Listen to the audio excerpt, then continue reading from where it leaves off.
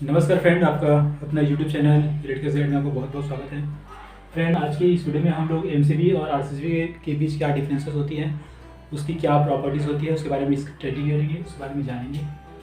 तो मैंने ऑलरेडी कुछ पॉइंट्स लिख के रखे हैं कि हमने कौन कौन से प्रॉपर्टीज़ है जिसके बारे में हम लोग डिस्कस करेंगे। तो सबसे पहले फुल फॉर्म की बात कर लेते हैं। आपका एमसीबी जो होता है वो आपका मिनिएचर सर्किट ब्रेकर होता है।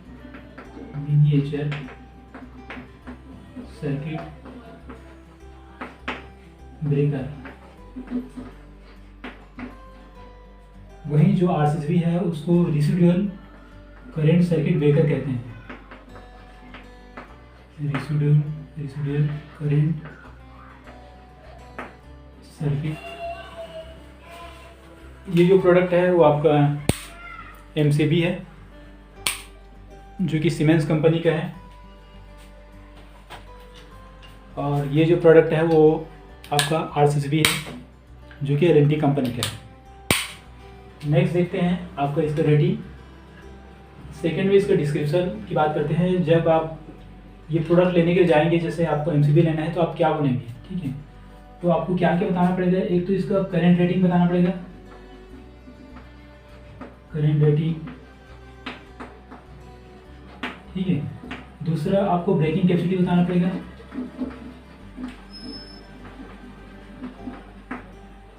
ठीक है। तीसरा आपको पोल बताना पड़ेगा कि नंबर ऑफ पोल कितना चाहिए, करंट रेटिंग हो गया, ब्रेकिंग कैपेसिटी हो गया, और पोल आपको कर्व बताना पड़ेगा, क्योंकि जो एमसीबी रहता है उसमें आपका कर्व रहता है, B curve, C curve, D curve, ये आपका कर्व रहता है। तो हर कर्व का अलग अलग एप्लीकेशन होता है, अलग अलग एप्लीकेशन यूज होता है। सो आपको ये चार चीज़ बताना पड़ेगा। एक करंट रेटिंग होगा, ब्रेकिंग कैपेसिटी होगा, पोल हुआ, और आपका कर्व होगा, ठीक है। अब हम आरसीबी की बात करते हैं। आरसीबी में आपका करंट रेटिंग बताना पड़ेगा, और इसके अलावा आपको मिली एम्स भी बताना पड़ेगा, क्योंकि जो आरसीबी होता है वो मिली एम्स के ऊपर मिलता है। तो मिली एम्स कहाँ पे लिखा है तो मैं बता देता हूँ। देखिए, यहाँ पे 30 मिली एम्स करके लिखा हुआ है, और यहाँ पर 40 एम्पियर लिखा हुआ है, ठीक है। सेम वैसे एमसीबी भी है आपको। देखिए एमसीबी में यहाँ पे दिख रहा है आपका C16 दिखा रहा है, मतलब C कर्व है और 16 इसमें एम्पियर है। इसके अलावा पोल है, नंबर ऑफ पोल है, आपको 2 पोल है ये। और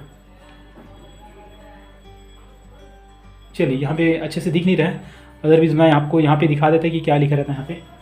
अब इसकी रेटिंग की बात कर लेते हैं। रेटिंग की अगर बात करते हैं तो आपको जो एमसीबी रहता है 0.5 एम्पियर से लेकर 63 एम्पियर तक मार्केट में उपलब्ध रहता है, और मैक्सिमम हम इसी को यूज़ करते हैं।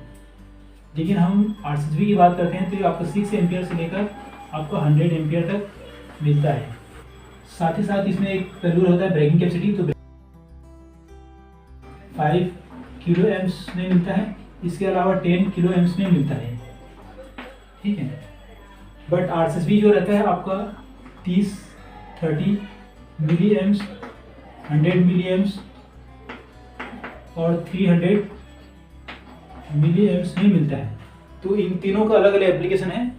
आपको घर भी यूज़ करना है तो आपको 30 मिली एम्स यूज़ करना पड़ेगा, और अगर आप इंडस्ट्री में यूज़ करते हैं तो आपको 100 मिली एम्स यूज़ करना पड़ेगा। तो इंडस्ट्री में हम लोग 100 मिली एम्स और 300 मिली एम्स को यूज़ करते हैं, ठीक है। और आपका डोमेस्टिक में हम लोग 30 मिली एम्स का यूज़ करते हैं। नेक्स्ट हम लोग देख लेते हैं प्रोटेक्शन। तो जो आपका एमसीबी रहता है वो आपका ओवरलोड का प्रोटेक्शन देता है, इसके अलावा आपको शॉर्ट सर्किट का प्रोटेक्शन देता है। बट आरसीबी में आप हम लोग जो यूज़ करते हैं वो आपको ग्राउंड फॉल्ट प्रोटेक्शन के लिए यूज़ करते हैं, ठीक है। और आरसीबी अगर लेते हैं आप, जिसका फुल फॉर्म होता है residual current circuit breaker with overload,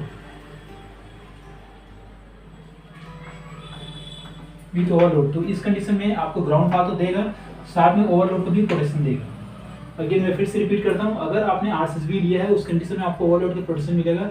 otherwise अगर आपने सिर्फ आरसीबी लिया है तो वो आपको सिर्फ ग्राउंड फ्लोर का प्रोटेक्शन देगा। नेक्स्ट एप्लीकेशन देख लेते हैं। एप्लीकेशन क्या रहता है, जो एमसीबी रहता है वो हम एक स्विच की तरह यूज करते हैं,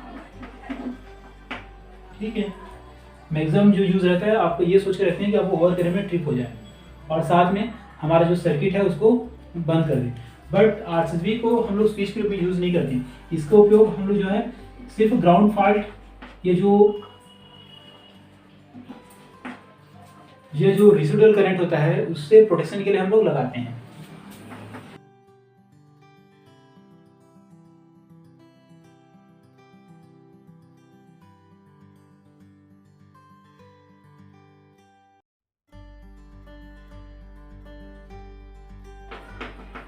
रेसिडुअल करंट प्रोटेक्शन के लिए लगाते हैं। ठीक है, नेक्स्ट हाउ टू यूज़ करके लिखा हुआ है। तो होता क्या है कि हमारे जो मीटर से सप्लाई आता है, मीटर से सप्लाई आए तो हमारे घरों में जो भी लाइट या फैन जो दिया रहता है उसमें हम लोग डायरेक्ट सप्लाई ना देके क्या करते हैं, यहाँ पे हमने बीच में एक एमसीबी लगाते हैं जो कि हमको ओवरलोड एंड शॉर्ट सर्किट का प्रोटेक्शन देता है। ठीक है, बट आरसीबी का यूज़ कैसे करेंगे, आप एमसी जो भी हमारा मीटर रहेगा, मीटर से आपका एमसीबी में देंगे और एमसीबी से आपको